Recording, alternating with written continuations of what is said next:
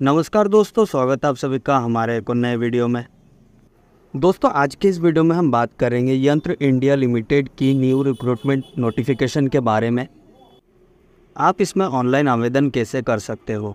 लेकिन दोस्तों, वीडियो को शुरू करने से पहले मैं आपसे यह रिक्वेस्ट करना चाहता हूं कि अगर आपने हमारा यूट्यूब चैनल सब्सक्राइब नहीं किया है तो प्लीज़ सब्सक्राइब करें, शेयर करें और बेल आइकन ज़रूर दबाएँ ताकि आने वाले हर एक वीडियो का नोटिफिकेशन जो है आपको मिलती रहे। तो चलिए वीडियो को शुरू करते हैं।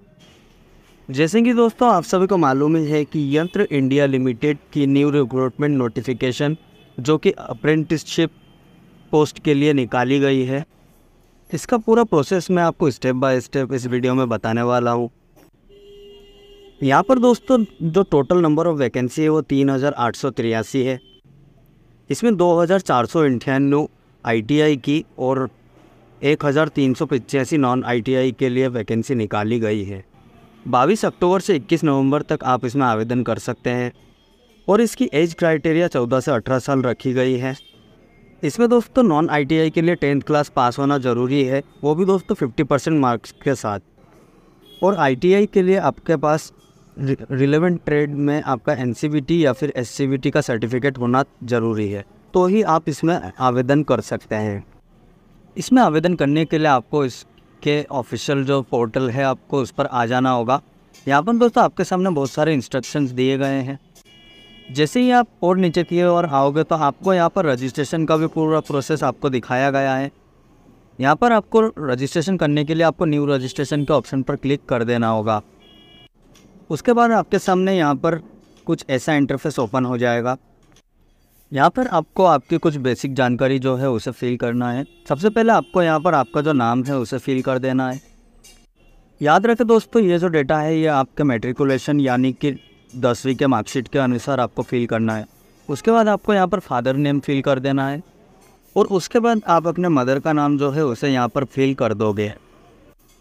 और अप्लाइंग फॉर के ऑप्शन पर आपको चूज़ कर लेना होगा कि आप नॉन ITI के लिए कर रहे हैं या फिर ITI के लिए। अगर आपने XITI सिलेक्ट किया है तो आपको यहाँ पर उसका जो डिटेल है उसे फिल कर देना होगा कि आपका जो ITI था वो कितने साल का था और कितने महीने का था। आप दोनों को इसमें फिल कर दोगे कि आपका जो ITI है वो यहाँ पर कितने साल में क्लियर किया है और कितने मंथ में क्लियर किया है। उसके बाद आप अपना जो कैटेगरी है उसे चूज़ कर लोगे। OBC में अगर आप क्रीमी लेयर में आते हैं तो आपको यहाँ पर कोई भी रिजर्वेशन नहीं मिलेगा। और अगर आप नॉन क्रीमी लेयर में आते हो तो आपको यहाँ पर NCL सर्टिफिकेट होना ज़रूरी है। इसके बाद अगर आप PH कैंडिडेट हैं और आप यहाँ पर यस करते हैं तो आपको टाइप ऑफ डिसेबिलिटी आपको सिलेक्ट कर लेना होगा और डिसेबिलिटी का जो परसेंटेज है आपको उसे फिल करना होगा।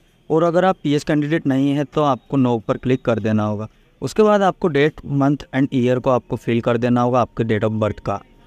इतना कर लेने के बाद आप देखोगे कि आपकी जो एज है वो यहाँ पर काउंट होकर आ जाता है। अब यहाँ पर दोस्तों आपको ध्यान रखना है कि जो भी एज क्राइटेरिया है आपको यहाँ पर देखने के लिए मिल जाता है। यहाँ पे एज जो है दोस्तों वो आपकी 14 से 18 साल के बीच में होनी चाहिए और इसकी एज क्राइटेरिया जो है वो इसके लास्ट डेट तक काउंट किया जाएगा, जो कि आप देख सकते हो 21 नवंबर 2024। तो डेट ऑफ बर्थ को सिलेक्ट कर लेने के बाद आप अपना जो जेंडर है आप उसे यहाँ पर सिलेक्ट कर लोगे। इतना कर लेने के बाद आपको अपना मोबाइल नंबर यहाँ फिल करना है। सेंड मोबाइल OTP के ऑप्शन पर क्लिक करोगे तो आपके नंबर पे OTP आएगा। उस OTP को आपको यहाँ पर फिल करके वेरीफाई कर लेना होगा। उसके बाद ठीक इसी प्रकार से आप अपना ईमेल ID दोगे। ईमेल पे एक OTP आएगा, उस OTP को आपको यहाँ पर फिल करके उसे वेरीफाई कर लेना होगा। यानी कि दोस्तों मोबाइल नंबर और ईमेल को आपको OTP के माध्यम से वेरीफाई कर लेना होगा और उसके बाद कैप्चा को आपको इस बॉक्स के अंदर फिल करके डिक्लेरेशन पर टिक कर देना होगा और उसके बाद आप सबमिट पर क्लिक कर दोगे। तो कुछ इस प्रकार से आप इस फॉर्म के लिए रजिस्ट्रेशन कर सकते हैं। इतना कर लेने के बाद दोस्तों आपको यहाँ अगला जो पेज है आपको उस पर लॉगिन फिर से करना होगा और लॉगिन करने के लिए आपको जो रजिस्ट्रेशन नंबर है और पासवर्ड है वो आपको आपके मोबाइल नंबर पर मिल जाएगा। तो रजिस्ट्रेशन ID और पासवर्ड को फिल कर देने के बाद आप कैप्चा को फिल करके लॉगिन का ऑप्शन पर क्लिक कर दोगे। इतना करने के बाद आप देखोगे कि आप अपने जो पोर्टल है उस पर लॉगिन हो चुके हो और यहाँ पर आपको अपना जो पासवर्ड है उसे चेंज करना होगा। तो यहाँ पर दोस्तों सबसे पहले आपको जो अपना रजिस्ट्रेशन ID है उसे आपको फिल करना होगा और उसके बाद आप अपना डेट ऑफ बर्थ जो है आप उसे सिलेक्ट कर लोगे। डेट ऑफ बर्थ आपको कुछ इस प्रकार से देना होगा। सबसे पहले आपको डेट, मंथ एंड ईयर आपको यहाँ फिल करना होगा और उसके बाद आपको अपना जो ओल्ड पासवर्ड है आपको उसे यहाँ फिल करना होगा और उसके बाद आपको एक न्यू पासवर्ड क्रिएट करना होगा। पासवर्ड जो है वो मिनिमम 8 कैरेक्टर का होना चाहिए, जिसमें लोअर केस, अपर केस, एक स्पेशल कैरेक्टर और एक नंबर होना चाहिए। सैंपल के तौर पर मैंने आपको यहाँ पर एक पासवर्ड बना के शो कर दिया है। कुछ इस तरह से आपका जो पासवर्ड है वो होना चाहिए, जिसमें एक अपर केस, लोअर केस, एक स्पेशल कैरेक्टर और नंबर होना चाहिए। तो कुछ इस प्रकार से पासवर्ड आप बना लेंगे और उस पासवर्ड को न्यू पासवर्ड और कंफर्म पासवर्ड में फिल करके आपको सबमिट के ऑप्शन पर क्लिक कर देना होगा। उसके बाद दोस्तों आप आपके पोर्टल पर यहाँ लॉगिन हो जाओगे। इस पेज में सबसे पहले आपको अपना जो पोस्टल एड्रेस है उसे आपको फिल करना होगा। तो यहाँ पर आप अपना पोस्टल एड्रेस जो लिखते हैं आप उसे यहाँ पर पूरा फिल कर दोगे और उसके बाद आप आपका जो भी स्टेट है आप उसे फिल कर दोगे। उसके बाद दोस्तों आप अपना जो पूरा जो एड्रेस है वो यहाँ पर आप फिल कर देंगे और उसके बाद आप जिस भी डिस्ट्रिक्ट में रहते हो आपको उसे फिल कर देना होगा और उसके बाद आपको अपना जो एरिया का पिन कोड है आपको उसे फिल करना होगा। पिन कोड को फिल कर देने के बाद अगर आपका परमानेंट एड्रेस और पोस्टल एड्रेस दोनों सेम है तो आप यस पर क्लिक कर देंगे, अन्यथा नो पर क्लिक करके आप 1 बाय 1 पूरा जो डिटेल है आप उसे फिल कर देंगे। उसके बाद आपको सबमिट के ऑप्शन पर क्लिक कर देना होगा। उसके बाद आपके सामने यहाँ पर ऑनलाइन एप्लीकेशन का पेज ओपन हो जाएगा। यहाँ पर आपको 3 ऑप्शन दिखाई देंगे, अप्लाई, पेमेंट और फिर प्रिंट एप्लीकेशन का। तो यहाँ पर दोस्तों सबसे पहले आप अप्लाई के ऑप्शन पर क्लिक कर दोगे। उसके बाद आपके सामने यहाँ पर आइडेंटिटी कार्ड डिटेल्स का जो ऑप्शन है वो ओपन हो जाएगा। यहाँ पर अगर आपके पास आधार कार्ड है तो आप I have my Aadhaar card के ऑप्शन पर क्लिक कर दोगे। अगर आप आधार एनरोलमेंट आईडी के ज़रिए आप फॉर्म को भरना चाहते हैं तो आप उसे सिलेक्ट कर दोगे और अगर आपके पास आधार कार्ड नहीं है तो आप I do not have Aadhaar card का ऑप्शन पर क्लिक कर दोगे। यहाँ पर आपको voter card, passport, photo ID card या फिर आप बैंक पासबुक विथ फ़ोटोग्राफ भी आप यहाँ पर सिलेक्ट कर सकते हैं। जो भी कार्ड आप यहाँ पर सिलेक्ट करेंगे आपको उसका नंबर यहाँ पर देना पड़ेगा। अब यहाँ पर दोस्तों आपको अपना जो फ़ोटोग्राफ है और जो सिग्नेचर है उसे आपको यहाँ पर अपलोड करना होगा। फ़ोटोग्राफ का जो साइज़ है वो 20 से 70 KB रहेगा और सिग्नेचर का जो साइज़ है वो 20 से 30 KB रहेगा और सिग्नेचर जो है वो यहाँ पर ब्लैक या फिर ब्लू के पेन से करना होगा, वो भी वाइट पेपर पे, और उसके बाद ही आपको सिग्नेचर अपलोड करना होगा। और फोटोग्राफ जो है वो soft scan copy of colour photograph होना चाहिए। यहाँ पर ब्राउज के ऑप्शन पर क्लिक करके आपको फाइल को चूज़ कर लेना होगा और अपलोड के ऑप्शन पर क्लिक कर देना होगा। उसके बाद आपके सामने यहाँ पर क्वालिफ़िकेशन का जो सेक्शन है वो ओपन हो जाएगा। यहाँ पर सबसे पहले आपको मैट्रिकुलेशन का जो डिटेल है आपको वो फिल करना होगा। जिस भी बोर्ड से आपने मैट्रिकुलेशन किया था आपको वो बोर्ड फिल कर देना होगा। उसके बाद इंस्टीट्यूट का जो नाम है आपको वो फिल कर देना होगा। किस ईयर में आपने अपना मैट्रिकुलेशन पास किया था आपको वो फिल कर देना है और मैट्रिकुलेशन मार्कशीट नंबर जो है, जो कि सीरियल नंबर है, आपको वो फिल कर देना है। उसके बाद मार्क में आते हैं, CGPA में आते हैं या ग्रेड में आते हैं, आपको वो चूज़ कर लेना होगा। और अगर आपका यहाँ पर मार्किंग सिस्टम है तो यहाँ पर सबसे पहले आपको मार्क के ऑप्शन पर क्लिक कर देना होगा। साइंस में आपको ऑप्टेड मार्क्स डालना होगा और जितना भी आपका आउट ऑफ था आपको वो फिल करना होगा। उसके बाद आपको मैथ्स का डिटेल जो है वो भरना होगा। सबसे पहले आपको ऑप्टेड मार्क्स भरना होगा और उसके बाद आउट ऑफ भरना होगा और उसके बाद ओवरऑल परसेंटेज जो है आपको यहाँ पर फिल कर देना होगा। जैसे ही आप उसको फिल कर दोगे तो यहाँ पर आउट ऑफ आपको फिल कर देना होगा। उसके बाद ITI की जो ट्रेड है आपको वो यहाँ पर सिलेक्ट करना होगा। ITI की जितनी भी लिस्ट है वो यहाँ पर देखने के लिए मिल जाती है। यहाँ पर जिस भी ट्रेड से आपने ITI की थी आपको वो आपके अकॉर्डिंग सिलेक्ट कर लेना होगा। कौन सी ईयर में आपने ITI की थी आपको वो सिलेक्ट करना होगा।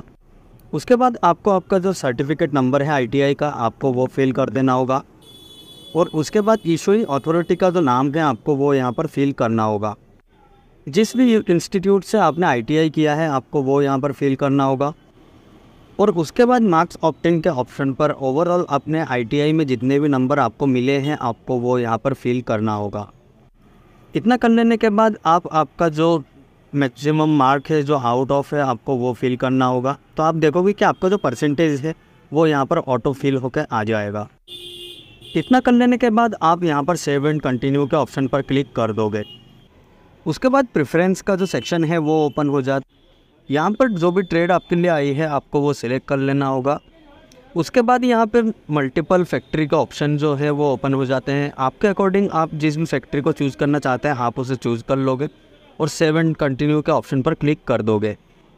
उसके बाद आपको यहाँ पर आइडेंटिटी कार्ड जो है वो अपलोड करना होगा।